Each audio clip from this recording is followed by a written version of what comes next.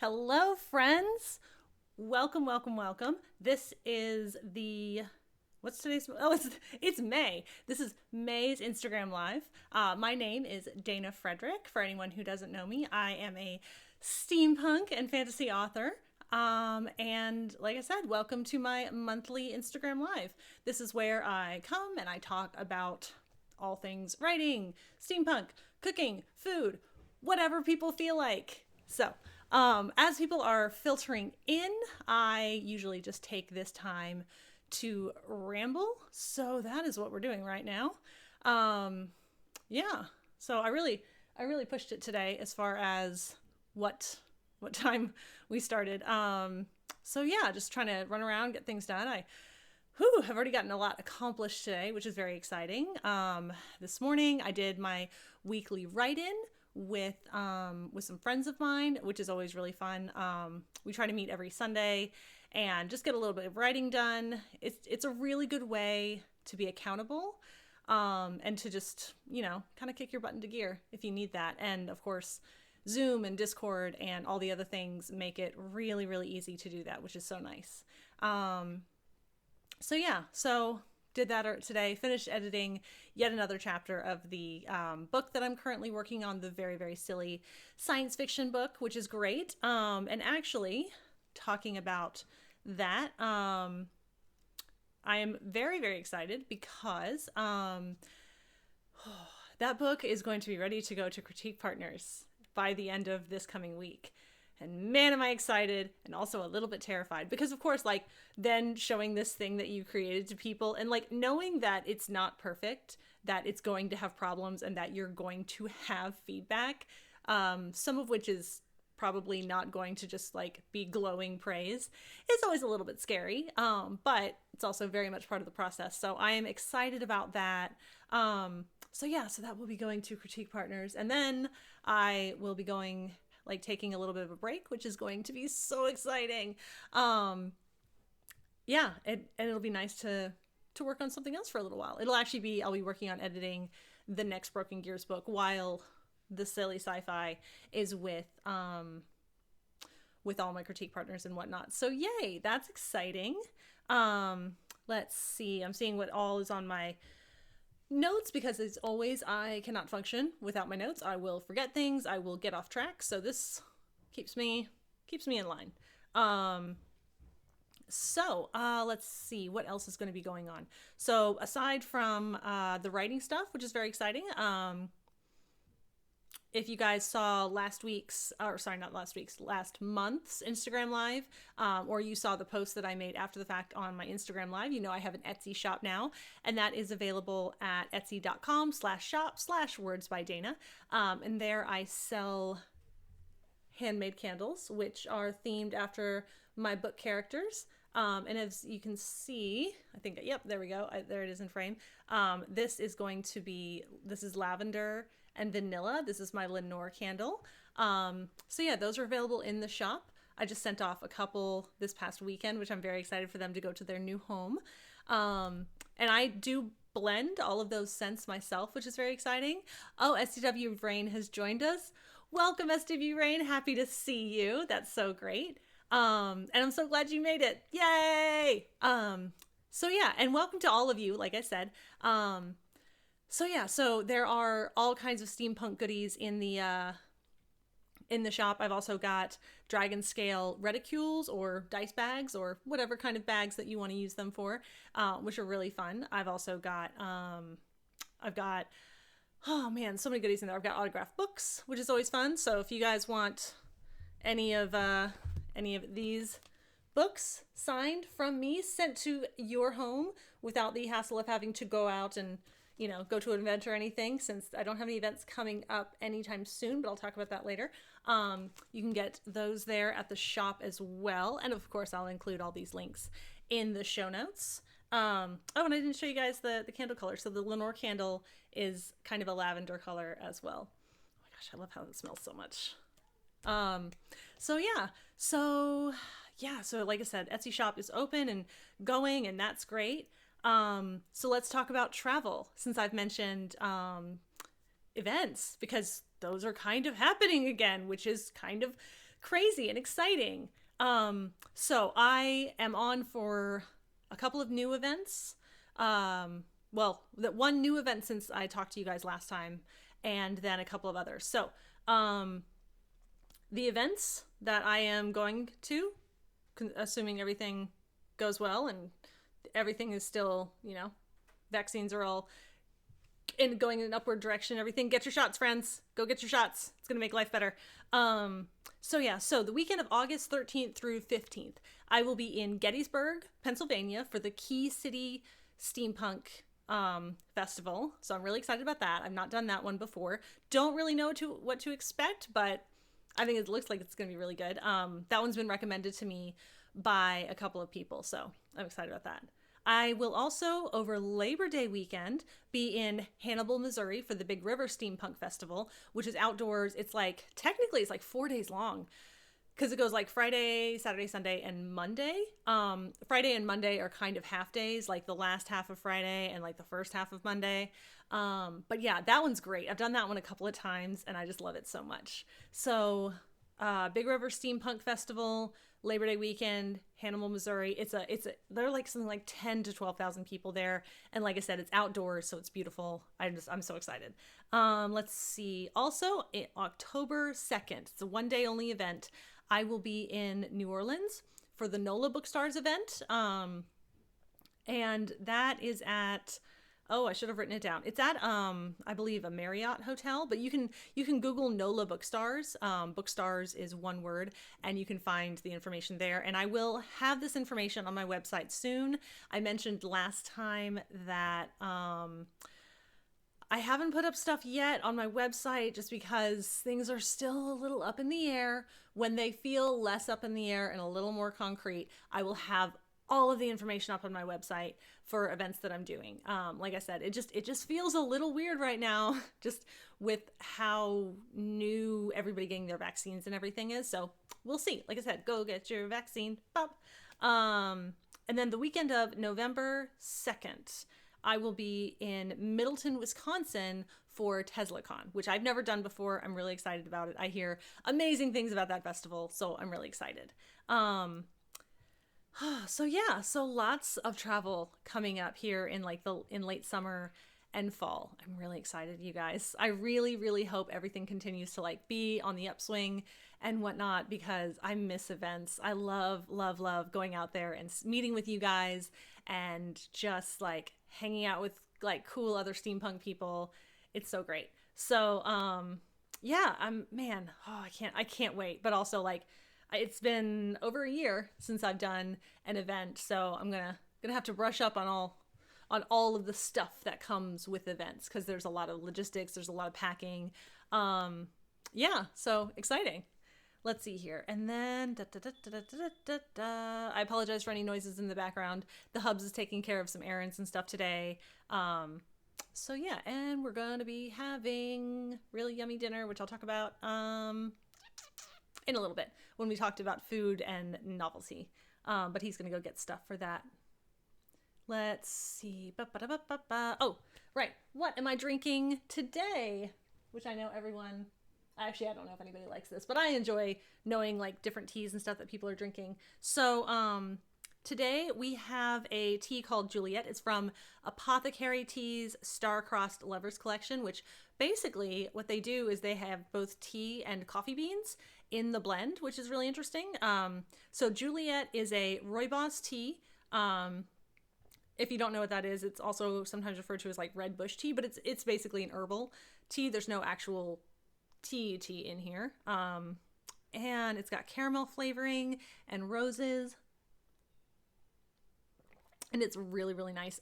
Honestly, I don't think you can really taste... Actually, I take it back. I just got a whiff of the coffee. So actually, yes, you can taste the coffee in here. So if you don't like coffee, this probably isn't the tea for you, but I think it's really nice.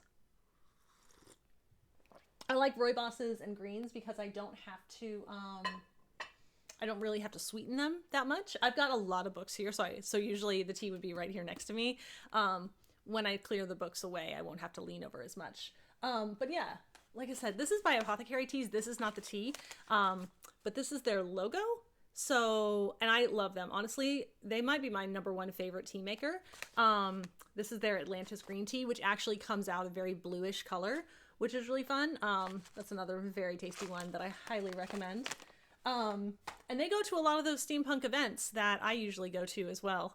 SW Rain is saying, ew, coffee, LOL. No worries, SW. This is why we would get along so well if we get to see each other in real life again, which I'm sure we will. But yeah, so I will drink all the coffee, and I will always have tea on hand as well. It's great. So anyway, right. So that's the tea I'm drinking. Apothecary teas. I love them. And like I said, they're at a bunch of the steampunk events that I go to. So if you guys are planning on attending any of those, be on the lookout for apothecary teas as well, because they do a lot of really good stuff. And SW Rain is saying that she loves herbal tea, though. Yeah, it's just so nice. It's just lovely to have like a nice cup of herbal tea, especially like right before you go to bed or something, or you just want to chill out. It's just, man, it's delightful. There's nothing like it. Or it's really nice. I always try to find balance with things. So if I'm having like cookies or something, I apologize for the barking outside. Those are my dogs. Like I said, my husband is taking care of things while I'm doing this. And apparently there is something bark-worthy outside. So sorry for the barking in the background. Anyway, yeah, love an herbal tea and whatnot. I also recommend, I put this on my Instagram a little while back. There's a brand called Snarky Teas. And Snarky Teas are also really, really good. They're very sweary, which is kind of part of their whole appeal, is that it's like funny swearing. Like I think a couple of their teas, let me think. There's Calm the F Down, which is really, really tasty. So that one's really good. They also have, I am editing myself. I'm editing the names of these because I tend not to swear on any of my social media or anything. It's just not really part of my style. So yeah, but they have, how am I going to edit this one? I'm going to go ahead and say Namaste Beaches in this one. That's another herbal tea that they have that's very tasty. So yeah, Snarky teas are really funny. They crack me up, and they're just also delicious. I have like a little list on that is shared between me and my husband, and I have on there like some of my top favorite teas, and a couple of theirs are on there. So if he ever like wants to get me a tea gift, like he can just access that and know like, oh, these are the teas that Dana likes that I should get as gifts. So there we go. So yeah, let's see. So that's what I'm drinking. I already mentioned how my draft is going out to critique partners at the end of this month. So exciting. And what I've been reading lately, oh my gosh, you guys, so many things. This has been great.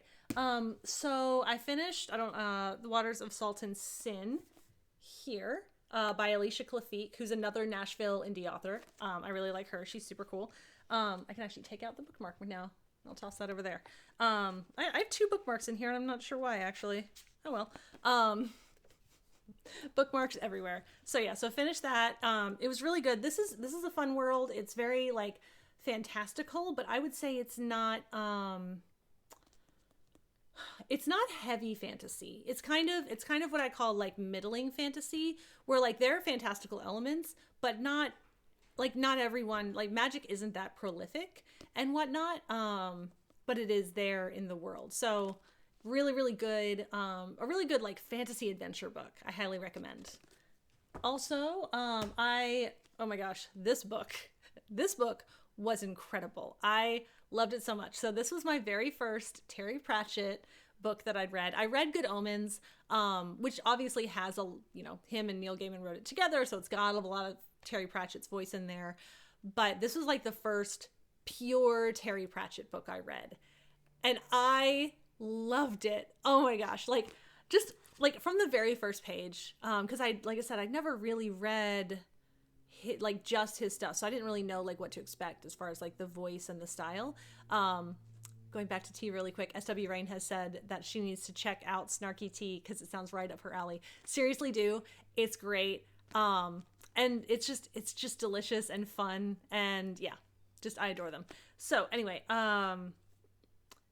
I really like, I know it's not really like in vogue right now, but I really like third person omniscient point of views, which I know are a little bit harder, especially because you got to watch like head hopping and things like that. but I really, really, really, really, really like it. Jane Austen does it. A lot of my favorite authors do it. And so does, at least this book does. And also, I love a Grim Reaper book. I think like the whole thing with Grim Reapers are really interesting. And this was just so fun. It was delightful. And this is kind of the style of entertainment that I have been wanting over this last year, where it's just fun. It's silly. It's a little bit snarky. Oh man, I super enjoyed this so much. I now have a goal to check out any used bookstore that I'm close to try and find more. I have one other Terry Pratchett book right now. I think it's Moving Pictures, which I've not read. Really want to read Going Postal, and I think Equal Rights are two that have been heavily recommended to me. So yeah, very excited about that. So yay for Terry Pratchett. And also I did want to say, I listened to the audiobook of that, and it's read by Tony Robbins, who, if you've ever seen Blackadder, he's Baldric. And I knew I recognized the name. I was like, Tony Robbins, why do I know that? And then I heard him start to read, and I was like, oh my gosh, it's Baldric. Ah! It's so good. Oh man, like he was the perfect choice. I loved it so much. And I listened to it all in one day. Like I was just there working on some like crafty projects, and I'm just like, this is happening like as long as I am here. And I listened to the entire thing in one go. It was so, so good. I loved it so much. So yeah.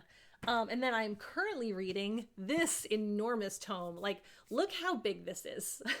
This is 3 novels in one. This is the Steamborn series by Eric R. Asher, who's also a super nice guy. I've met him at some events and stuff. He's super cool. But yeah, like I'm really enjoying it. It is good, crunchy steampunk. Like when I say crunchy, I mean like you get into like the inner workings of the gadgets and stuff that the characters are building. Like they kind of tell you how it goes together. Which I realize not everybody is a fan of. My dad's an engineer, my mom's a seamstress, so I love those little details. Like I grew up seeing how stuff got put together. So I absolutely love those like crunchy technical details and stuff. And I've mentioned this online, and I know SW, who's watching, had commented on it. I don't really like when steampunk books, they kind of just have like a couple of corsets, and it's like, it's steampunk. Sorry, I really think you need the technology as part of that.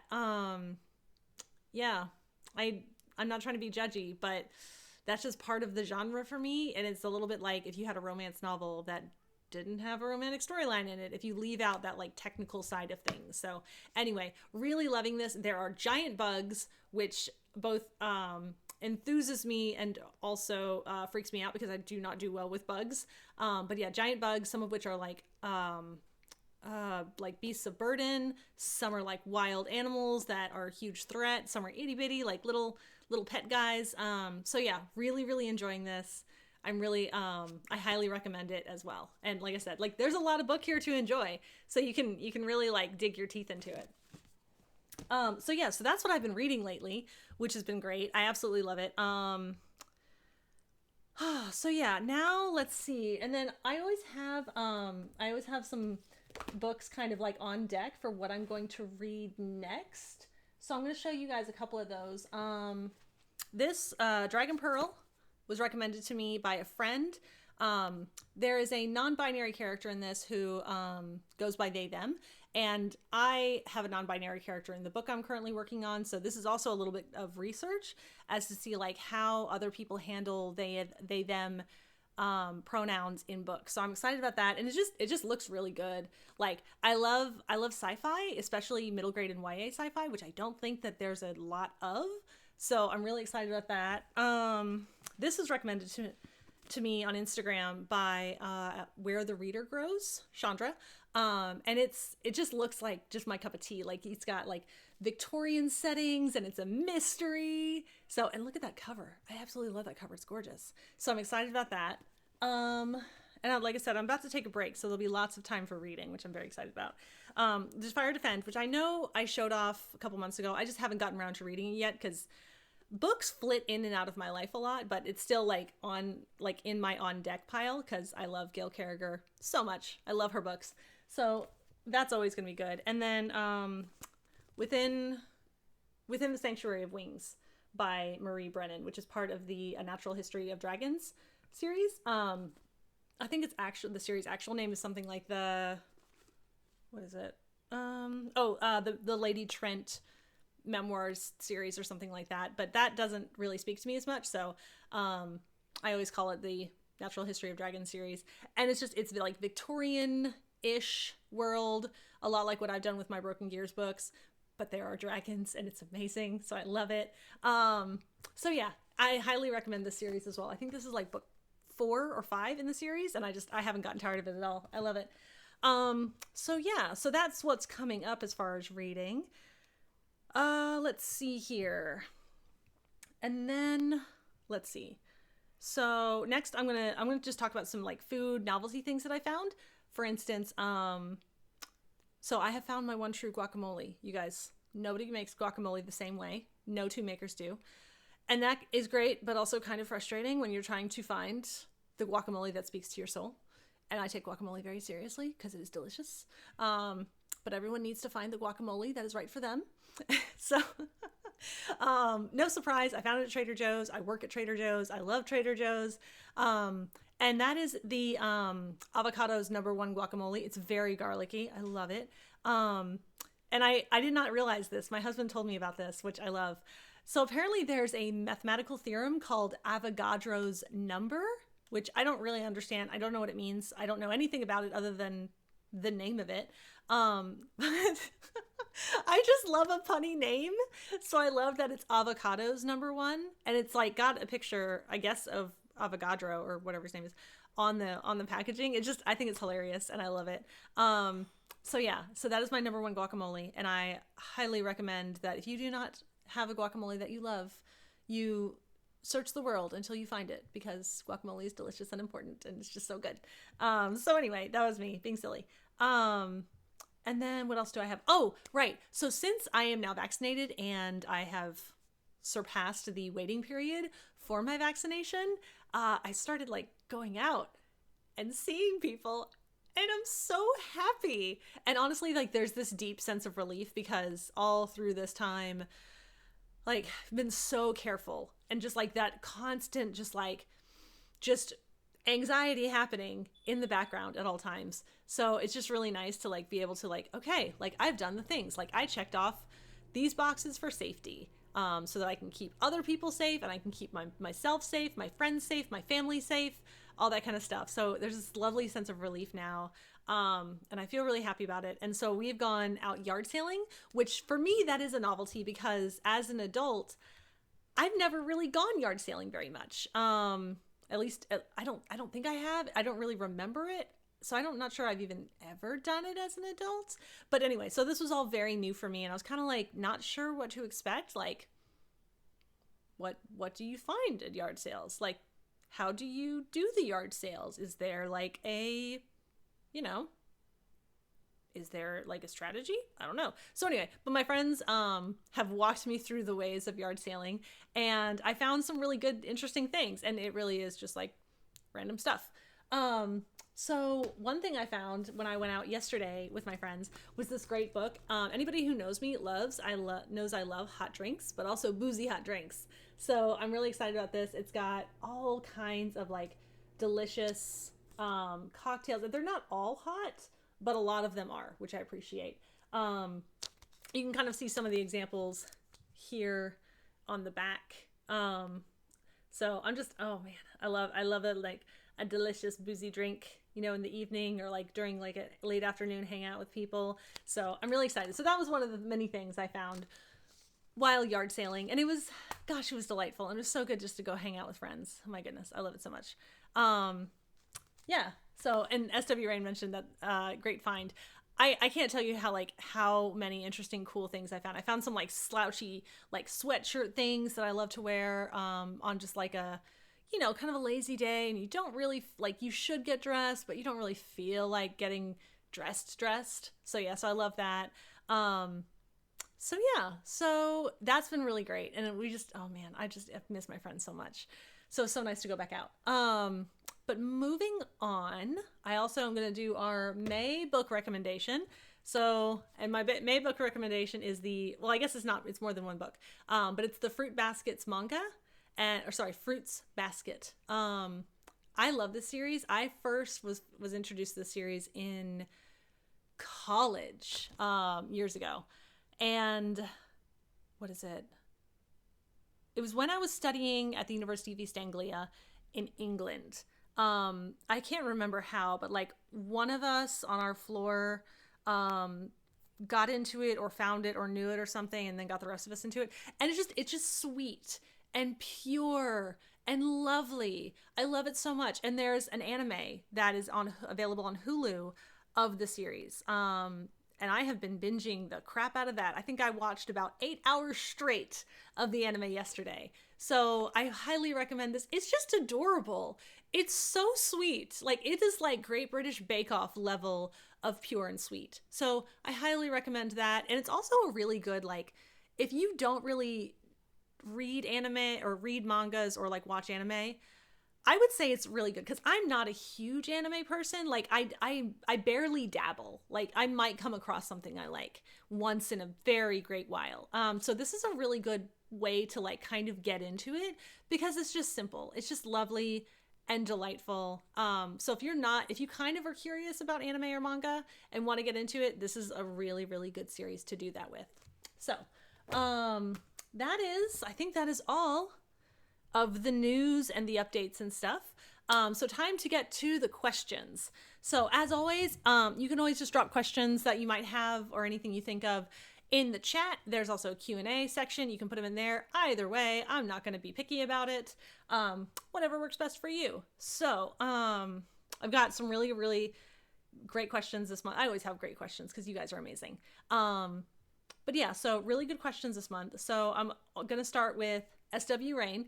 SW Rain apparently also read Fruits Basket. So yay! Yes, it's so good. Oh my gosh, I love it. It's just, Toru is precious, like Kyo is precious, Yuki is precious. They're all just delightful. Anyway, so yay. So SW Rain's questions are actually coming first. She's always so lovely about dropping questions in my Instagram. And I can't tell you how much I appreciate that, SW. Thank you. First question is, what exactly is the secret to life? You know, not gonna start with anything small. We're just gonna go right for the big ones. So, secret of life. It's a great one. Honestly, weirdly, this is something that I've sort of jokingly thought about. Like, not jokingly, but you know, as like thinking sentient people, like we think about these things. It's an existential thing. And there's actually a comedian called, he's like a comedy writer called John Finnemore. I've maybe mentioned him on here before. He writes for the BBC. He wrote the series Cabin Pressure. And he also writes John Finnemore's Souvenir Program. And he has a skit in John Finnemore's Souvenir Program. And the skit is long. I'm not really going to go into all of it. But basically, the punchline is, like, if there's a secret to the world, or like in the program, it was things you should do before the age of 30, or things you should do before you die, because of course there are those books like you must do these things before you die or whatever. So thank you so much for joining us. I love having when people pop in. So welcome. Thank you so much. So basically the punchline of the skit was, the two things you should do before you die. Be kind and have fun. That's what I think the meaning of life is. Because ever since I heard that skit, I'm like, I can get behind that. Totally. So be kind and have fun. I think that's the meaning of life. And I think it's as simple as that. So, right. Next question. What is your favorite exotic animal? Ooh, this is a good question. For such a long time when I was growing up, I think it was tigers. Tigers are just beautiful. I just loved them. Like, they're huge and powerful and beautiful, and yeah. It might still be tigers. I know I always get excited when I go to the zoo and like we make it around to the tiger enclosure. So yeah. That or cassowaries. I absolutely love cassowaries. They are basically living dinosaurs, and like they look really cool, and they will legit kill you. Like cassowaries are really territorial. Of course they want to kill you. They live in Australia. Everything in Australia wants to kill you. Australians, you are hard as nails. I love you guys, and I think that you're excellent, amazing people for living in a country where every living thing wants to kill you. But anyway, cassowaries, yeah, like I said, they're living dinosaurs. Like they're so cool. And they're just, man, they are dangerous and beautiful and just like they're just really, really neat. So yeah, okay, so I think I'm gonna go with cassowaries. Like long time contender was tigers, but I think I'm gonna go with cassowaries this time. As my favorite exotic animal. And we have cassowaries at our local zoo as well. And they're part of a breeding program, actually. And they had a little baby born last year, and they called him Neo. So that's very exciting as well. So I always like get excited to go to the zoo and see the cassowaries as well. All right, so next question. What convention or book festival would you love to attend but you haven't been to yet? Ooh, this is a fun one. Well, like I mentioned earlier that I've never been to TeslaCon, but I'm in for this year. So I'm really excited to go to that. That's the one in Middleton, Wisconsin. So I'm really, really excited to go to that one. I've heard so many things about it. It sounds like it has an amazing community. It sounds like it's just big, and it's also immersive, I think, from what I've gathered, that there's kind of like a whole sort of theatrical thing happening while you're there. So I'm really excited to just like go there to experience it and whatnot. Trying to think what else. I'm curious about the Texas Teen Book Festival. I've been on their mailing list for a long time and kind of look at it sideways for a while. So I've been curious about going to that, but I don't know that they actually allow indie authors in or do the vending thing. Like I kind of ran into them or found them online right before COVID. And then, of course, everything got canceled for a while. So I'm not sure. Maybe that one. That one might be up there. But definitely the Gas Lamp Steampunk Festival in San Francisco would be super cool to visit one year. I don't know when I'll be able to, if I'll ever be able to, just because right now my rule for traveling is I will go anywhere that I can drive to. The furthest away I've been was probably either New York or Austin, which is like a 15 or 16 hour drive. But I've done it. My husband and I have done both of those, and we made the drive in one day. So, woo, it's a lot. But yeah, so driving right now is my kind of restriction. And driving out to San Francisco, I don't think would be an option. And the reason it's a driving thing is just because I've got a lot of stuff. I always bring a lot of books. I bring a lot of these candles. And I don't even know how I would ship everything or fly it out there. I honestly don't know how that would work.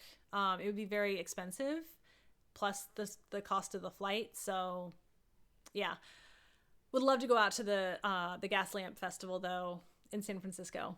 Maybe one day. We'll see. Maybe one day if somebody else wants to pick up the bill. There we go. We'll see. One day. Let's see what is up next. I'm just checking the time really quick. Cool. Oh, this is a fun one. Do you have a fan cast for the Broken Gear series? I've had this question before and I absolutely love it. SW Rain is mentioning it would definitely be expensive to go and do an event in San Francisco. Oh my gosh, goodness, yes. Like you already charged for bags and their weight restrictions and stuff. So yeah. Anyway, fan cast for the Broken Gears series. So I have thought about this, and actually it's so lovely. One of my readers made like a computer background with some of my fan cast choices on there. Here, let me move these out of the way so I don't have to reach over for my tea all the time. There we go. Just surrounded by books. So one of my readers, she contacted me and was like, hey, do you have a problem with fan art? I definitely do not have a problem with fan art. I am honored and flattered by fan art. So she asked me who I would want, and she made me this computer background with like these different actors and stuff as the computer background. So, which is really great. So some of these I definitely know. Others I'm kind of fluid on. So for instance, Anthony Mackie as Neil, Kobe Smothers. Is that how you pronounce her name? Something like that? Smothers. As Mina. There's a girl, what is her name? She's done a couple of things right now. I don't remember her name, but there was this girl who was in the movie Split. I think she also was in the movie Emma.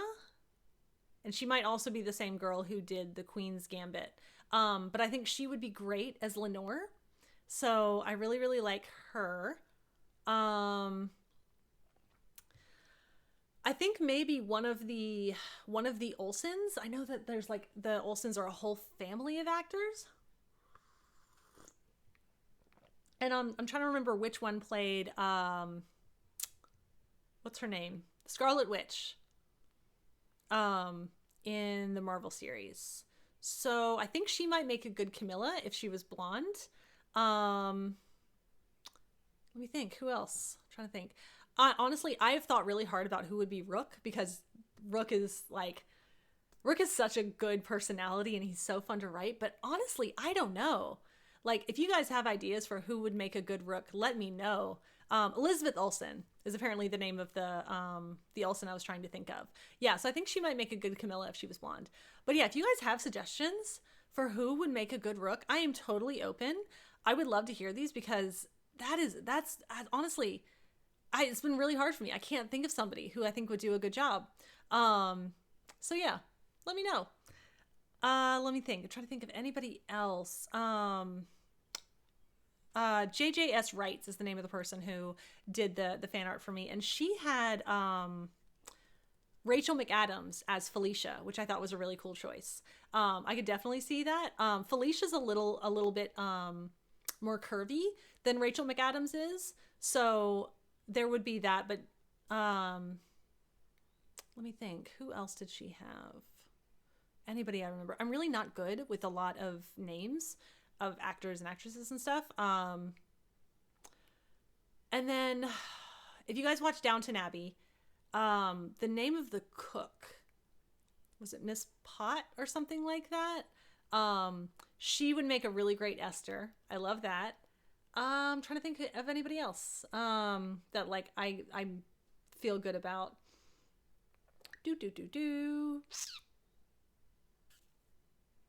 I don't know. But if you guys have any ideas as to like who you would like to see play, in who you would like to see play the different characters, let me know. I would love that. I love to see different people's interpretations of those characters and stuff. So yeah. Let's see here. So next question. What was your favorite book as a kid? I technically have two answers for this. So one, my favorite book, I think, as a kid was Charlotte's Web. I mean, I had other books like as I was younger that I really liked. Like Are You My Mother was one of my favorites when I was like little and I could like just barely read. But Charlotte's Web was probably my favorite for a long time. I've always really loved talking animals and books with animals and stuff, stories with animals. And Charlotte's Web, I think that was the first book I ever read that, I mean, kids' books a lot of times, like, they focus on kindness, but Charlotte's Web, like, it really showed me, like, characters doing such kind things for others, in no way benefited them. And in fact, Charlotte, like, in the end, spoilers for anybody who hasn't read it, Charlotte dies at the end. Charlotte's the spider, and she, gives up a lot of her energy, helping Wilbur to not be slaughtered for food. And it's so kind. It's such a sweet story. So yeah, so I really love Charlotte's Web.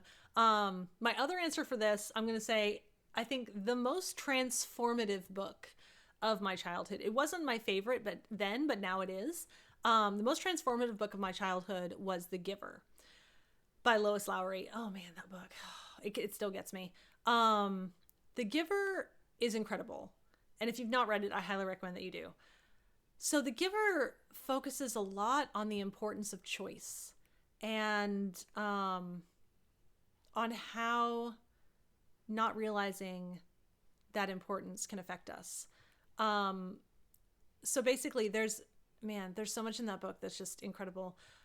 Basically in this book, society is kind of it's all very structured and standardized. Everyone like is given their jobs, like everyone is assigned the children that they have, the spouse that they have,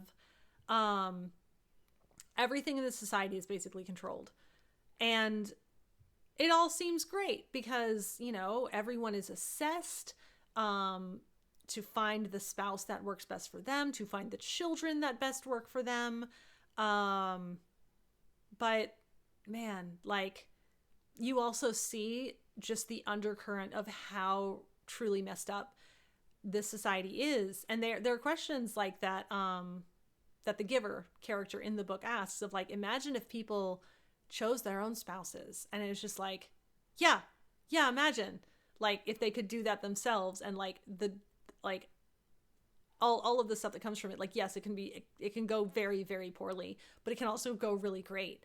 Yeah. And like everyone's emotions are suppressed in this so that like you don't have all these like pesky emotions coming in and like causing problems. So yeah, oh man, The Giver's so good. It's so good. And it really makes you think about just how important being able to choose for yourself is. So yeah, I really love that. Let's see. Next question. Just checking on time because we've got a lot of these really, really good ones. What is your favorite day of the week? Oh, such a good question. I have mentioned before, I don't usually like pregame these. Oh my gosh, I don't know.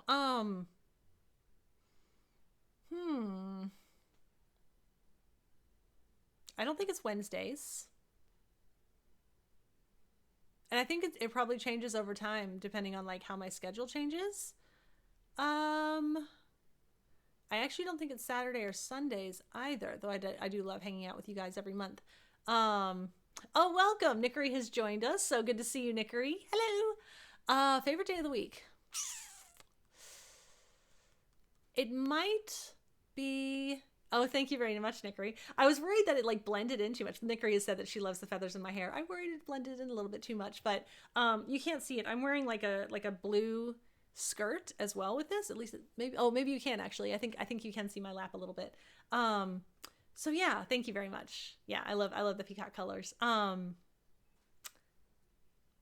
Favorite day of the week might be Thursday. I feel very productive on Thursdays. Mondays often go toward like kind of catching up on things. Like a lot of times I'll catch up on my email on Mondays. A lot of times I'll catch up on any like lingering project bits and pieces that I have to do, or like blog entries, anything like that. But Thursdays, I can usually just sit down and do a ton of writing. So I do really love that. So I'm going to go ahead and say Thursday. And also Fridays are really fun days for me. So I always have like the Friday to look forward to. Those are usually like vaguely work days. But I do a lot of fun things on Fridays. So I'm going to go ahead and say Thursday is my favorite day of the week. That's a really good question. Thank you, SW. And then last question from SW Rain is, what is your best recipe? This is such a good question because I have a lot. And I'll include these in the show notes as well so that I can share these recipes with you guys. Best recipe. I'm going to go ahead and share two because I love them so much. One, in my house, we just call it P5. So P5 stands for pasta, parmesan, pesto, pancetta, and peas.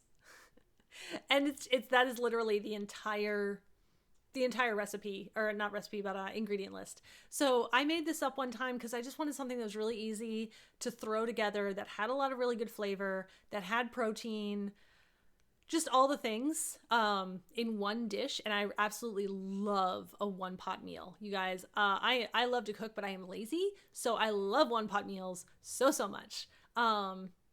So let's see. So basically with that, like you make pasta, usually like a short short tube kind of pasta.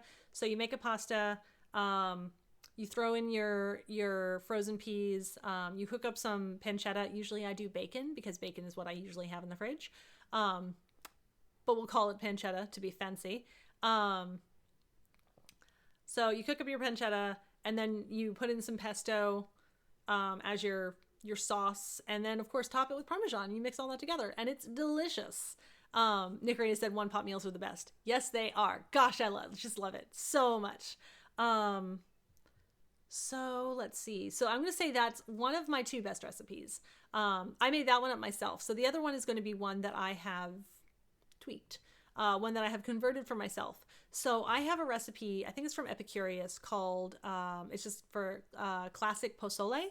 I absolutely have fallen in love with pozole over these last few months. It's just delicious. It's so, so, so tasty. And it's full of all kinds of good stuff. You've got pork in there, you've got hominy, you've got tomatoes, you've got onions, oh my gosh, it's full of stuff. So what I did was I took the original recipe, which has you like roast a pork shoulder for a really, really long time and then shred it and stuff. I just use ground pork now for that, and it's a lot faster and a lot easier. And I was really happy because when I made it this way the first time, my husband had some and he was like, "This is awesome. Like, I really, really love this version. It's better than the other ones." And I was like, "Yes, win." So yeah, like I said, I'll go ahead and post these recipes in the show notes. So that's my take on the Epicurious's classic pozole. It's just so tasty, nummy num num. And of course you could use like, turkey or something if you didn't want to use pork or whatever. Turkey is definitely my go-to replacement type of meat for things. That or chicken, but it's harder to find ground chicken. It's usually really easy to find ground turkey. Because turkey and chicken, like, it's not as greasy. It doesn't have as much fat to contend with. And I do try to think about the economy of the food I buy, as far as like the tax it takes on the environment, just all the things, all the ethical questions around eating meat. So turkey and chicken, they take a lot less resources to raise than pork. So if I do replace, and beef as well, if I do replace something, I'll usually go with either chicken or turkey. But I usually do pork for the pozole because it's really, really tasty. So yeah, so those are my best recipes. Thank you so much, SW, for those great questions. You always have such amazing questions. Thank you. So next question that comes from Analog Mike. I actually have two. So first question is your favorite meal or food item, which I feel this is an unfair question because that is a huge, huge list of things to choose from. Just kidding, Analog Mike. It's a really good question. Oh, I mean, coffee. I live and die by coffee. I don't know. I have a lot of favorite meal and food items depending on the situation. So I think pozole has become one of my favorite like dinners. So like my favorite like full-on meal, I think it's going to be pozole. As far as favorite snack, dried mango and Indian chakri snack mix. They sell it at Trader Joe's. I really, really, really love the snack mix. It is so flavorful. It's a little bit spicy. So what I'll do is like, I'll eat handfuls of the chakri mix until the spice gets to be too much. And then I'll eat some dried mango, and like the sweetness and stuff, like kind of like takes the spice back down. And then, and then I'll just like go back and forth for a couple of times. So that's like my favorite snack. Favorite breakfast is going to be like a full English brekkie. Nickery says hard agree on the dried mango. I mean, that stuff is magic. I could just eat my weight in it. But yeah, favorite breakfast is like a full English brekkie, like with the bacon, the sausage, the tea, the toast, the eggs. Usually there's like a roasted tomato on there. There's usually like mushrooms in there. I love it. Oh man. I don't make it very often, for myself because it is a lot of work, but that is something I really love getting, especially when I travel to England. So yeah, do love that. And dessert. Let's do a dessert as well. So favorite dessert. I gotta hurry up. Only got 10 minutes left. And then favorite dessert. There are many, many, many, many desserts that I love. Honestly, I'll usually choose a fruit dessert over a chocolate dessert. I do love chocolate, but man, a good fruit dessert. I realize I've painted myself into a corner because I don't know what my favorite dessert is. I do love a fruit cobbler. Like warm, like any kind of like fruit cobbler or a pie is delicious. I really like to cook fruit. I really like just like that, like, you know, the dough, and you've got the carbs and the buttery crust or the crumble topping or whatever. So yeah, so some kind of crumble or pie is probably going to be my favorite dessert item. So yeah, and then Analog Mike has also asked, what is your favorite meal described in a book? Ooh, that's a very good question. Because that's the thing that always draws me to books, is like when there's a scene with like food happening. I'm looking at my bookshelf right now. Actually, so there's a thing. There's like a set of scenes in the book by Alison, I think it's Croghan, if I'm reading that correctly from here. The book's called The Naming. And it's like high fantasy. It's really, really good. In the very near the beginning of that book, probably like the first third of that book, they go to this place. I can't remember the name of the place, but they go to this like little town. And there the main character, Mayrid, I think is her name, is experiencing like, well, she's basically grown up in slavery. So she's never like experienced like people being kind, like people being in a community, people sharing food. So she like goes and she like has this experience where their hosts like make this meal. They have a couple of people over, and it's just like her wonder at this is magical. They have all this deliciously described foods and stuff, like this table full of it. And they have like wine and meat, and there's tea, and there's like all of these delicious like roasted vegetables, all kinds of stuff. And just her wonder at like what an amazing place this is. Always got me. Like I love that like discovery of like, this is a life that I can have. And it's such a nice, warm scene, and set of moments. So yeah, I think that one's probably my favorite. That's a really good question as well. Thank you, Analog Mike. And then let's see here. Okay, I've only got a couple of minutes left. Good thing I only have one or two questions left. So DJ Gray asked, what is a book with a world building detail? Oh, actually, first let me just say, if you guys have any like last minute questions, go ahead and drop them in the chat, and then I'll be sure to catch those. So yeah, and then a book with a world. Let me try that again. Words are hard. A book with a world building detail that has stuck with you. This says a world building detail, like a single one. I am going to go ahead and go with one that has multiple world building details. And I know I've talked about this book series before because I love it. The Magic series, which is the Magic book. Name of the book is Magic. Author of the book is Angie Sage. A series of books is titled the Septimus Heap series. It's middle grade. It's fantasy. It's delightful. And I've said this before, and I'm going to say it again. I think it's better than Harry Potter. Ah, what? I know. I love Harry Potter. I love that series, but I think the Septimus Heap series is better because magic is just a part of the world. Like, you can just go down the street to the shops and you can buy charms for yourself. You can buy charms that turn whatever you want into chocolate. Like they have like these like weird sandwiches that like make you feel emotions. So you can like order up emotions. There's an enchanted coffee pot that has an attitude problem. And ever since I read that, it makes me really happy because I'm like, I kind of want an enchanted coffee pot. Not one that misbehaves because I need my coffee. But yeah, I just absolutely love the world building in that book. It's not restricted just to like these special people who like get to do magic or whatever. Like anybody can access it. Nikri says that she just got the first book in the series from the library. Nikri, I hope you love it.